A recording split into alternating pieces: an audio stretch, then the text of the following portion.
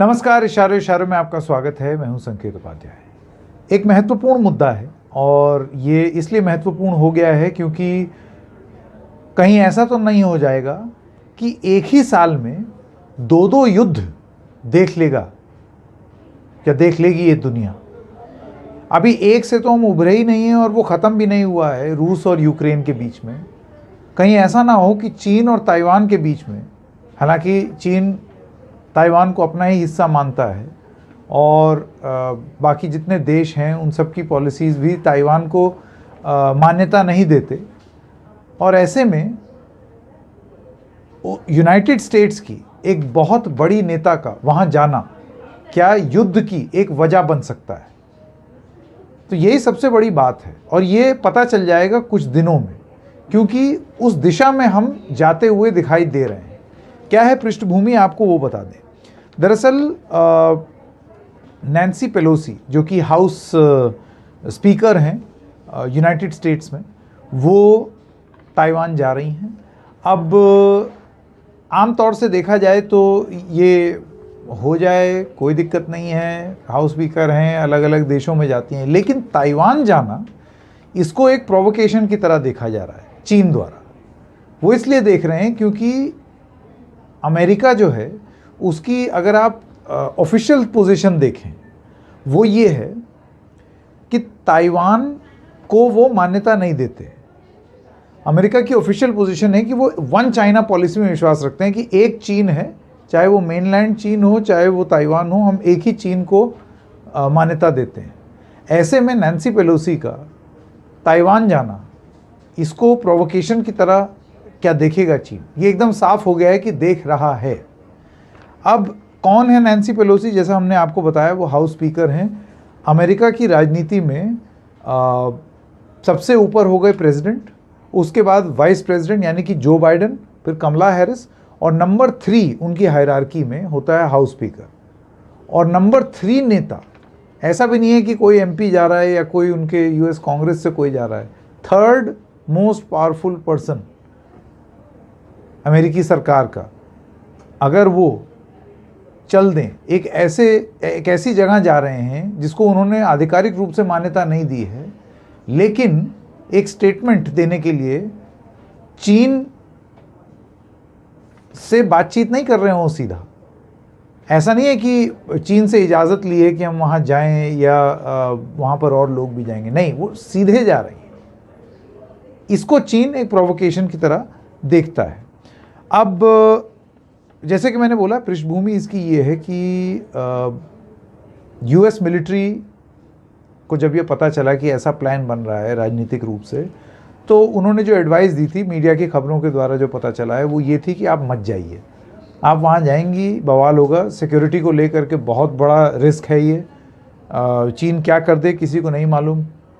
लेकिन ये घोषणा हो जाने के बाद वहाँ ना जाना, फिर तो ये होगा कि भाई काहे की यूएस सुपर पावर। आप देखिए, आर्थिक रूप से आज की डेट में एक तो यूनाइटेड स्टेट्स थे और दूसरा चीन, इन दोनों की अर्थव्यवस्था, अब चीन एकदम लगभग यूनाइटेड स्टेट्स के पास ही पहुंच गया है। ऐसे में यूएस अगर दब जाए, रुक जाए, ना जाए चीन के कहने पर, तो फिर ये माना जाएगा कि भाई तुम काहे की सुपर पावर हो, चीन से दब रहे हो। एक तो ये बड़ी बात, तो वो चली गई। अच्छा, ये पहली बार कोई हाउस स्पीकर नहीं जा रहा है ताइवान। 1997 में यूनाइटेड स्टेट्स की जो हाउस स्पीकर थे न्यूट गिंगरिच, ये भी गए थे। लेकिन एक बुनियादी फर्क था तब में और अब में। सन 97 में, 1997 में और 2022 के चीन में ज़मीन आसमान का फ़र्क था। अगर आप अर्थव्यवस्था की बात करें तो यहाँ यूएस की अर्थव्यवस्था और यहाँ चीन की अर्थव्यवस्था आज लगभग ऐसा है, ज़रा सा ही नीचे है, ये स्थिति है। तो चीन आज की डेट में ज़्यादा डिक्टेट कर सकता है, उसके पास पावर ज़्यादा है। अमेरिका के रिश्ते रूस से ठीक नहीं हैं, चीन से भी ठीक नहीं है। ऐसे में अगर कोई कॉन्फ्रंटेशन होता है इसके बाद, तो क्या ये सीधा सीधा एक युद्ध की ओर इशारा है? और वो जो युद्ध होगा वो किसके खिलाफ होगा? यूनाइटेड स्टेट्स के खिलाफ होगा या चीन ताइवान से युद्ध करेगी। स्थिति उनकी वैसी ही रहती है, लेकिन जो प्रोवोकेशन जिसकी हम बात कर रहे हैं वो क्या ये बन सकता है या नहीं, ये एक बड़ी बात है। अब आप देखिए, दो चीज़ें हैं। रूस और यूक्रेन की जब लड़ाई हुई थी तो उस समय बहुत सारे सैंक्शंस रूस पर डाले गए अमेरिका द्वारा, लेकिन उसका अमेरिका पर उतना ज़्यादा सीधा प्रभाव इसलिए नहीं पड़ा क्योंकि अमेरिका ना तो रूस से तेल लेता है, ना ही उनका कोई बहुत बड़ा इंपोर्ट है, कुछ है। हाँ, यूरोप को फ़र्क पड़ा, बाकी और देशों को फ़र्क पड़ा, यूएस को उतना फ़र्क नहीं पड़ा। लेकिन अगर चीन से इस तरीके की लड़ाई होगी या चीन इसको एग्रीवेट कर देगा या युद्ध होगा, तो ऐसे में यूनाइटेड स्टेट्स ये नहीं कह सकता कि हमारे ऊपर आर्थिक रूप से कोई फ़र्क ही नहीं पड़ेगा। तो ये जो कोशिश की है यूनाइटेड स्टेट्स ने, ये एक राजनीतिक हस्तक्षेप है, लेकिन उसके साथ साथ एक राजनीतिक रूप से एक पॉइंट अंतर्राष्ट्रीय स्तर पर यूनाइटेड स्टेट्स देना चाहती है। अब देखना ये होगा कि चीन इसको किस लेवल तक इस प्रोवोकेशन पर रिएक्ट करती है। ये चीन के रिएक्शन पर डिपेंड करता है कि ये जंग होगी या नहीं होगी। क्या हम जंग के दरवाजे पर खड़े हैं दूसरी बार एक ही साल में या नहीं, ये इसी चीज़ पर निर्भर होगा कि अब चाइना कैसे रिएक्ट करेगा। एक और ज़रूरी बात जो हम बताना चाहते थे, और वो बहुत ज़रूरी है कि किस तरीके से एक ब्लेसिंग इन डिस्गाइज भी है। क्या बेचता है यूनाइटेड स्टेट्स सबसे ज़्यादा दुनिया भर में? हथियार। वो चाहते हैं कि हर कोई जो है उनसे हथियार खरीदे। ताइवान और चीन की अगर लड़ाई होगी इस प्रोवोकेशन के बाद और चीन अपने हथियार लेकर के आएगा, आक्रमण करेगा, तो क्या करेगा यूनाइटेड स्टेट्स ताइवान को? हथियार बेचेगा। तो कहीं ऐसा तो नहीं है कि ये बिजनेस के चलते राजनीतिक पॉइंट कि हम चीन को ज़रा आंख से आंख मिला करके देखें, उनसे नीचे ना दिखें, वो तो एक बात हो गई।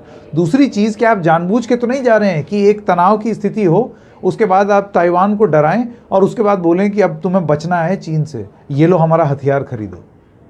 क्या इसके पीछे हथियार बेचना मकसद है? ये सब कुछ बातें हैं जो कि आगे आप जो कुछ दिन हैं उसमें पता चलेगा। क्योंकि आप देखिए, इसी साल की शुरुआत में रूस और यूक्रेन के युद्ध के एकदम पहले तमाम बातें बोली जा रही थी कि जो वेस्टर्न कंट्रीज़ हैं वो यूक्रेन को कह रहे थे कि बिल्कुल झुकना मत, हम तुम्हारे साथ हैं, हम डटे हुए हैं, हम ये हैं, हम वो हैं। फिर जैसे ही रूस ने हमला बोला, सब पीछे हो गए। लेकिन अब एक प्रॉक्सी वॉर चल रही है, सामने आ करके लड़ नहीं रहे हैं लेकिन पीछे से समर्थन कर रहे हैं। तो क्या कुछ ऐसी ही स्थिति ताइवान को लेकर के भी हो सकती है कि ऐसे बोलेंगे हम आपके साथ हैं, ये हैं, वो हैं, लेकिन अगर कुछ सही में हुआ तो हाथ खींच लेंगे, और फिर जब बहुत मजबूर हो जाएंगे या बहुत मजबूरी हो जाएगी तो फिर बोलेंगे लो हमसे हथियार खरीद लो। सोचिएगा ज़रूर।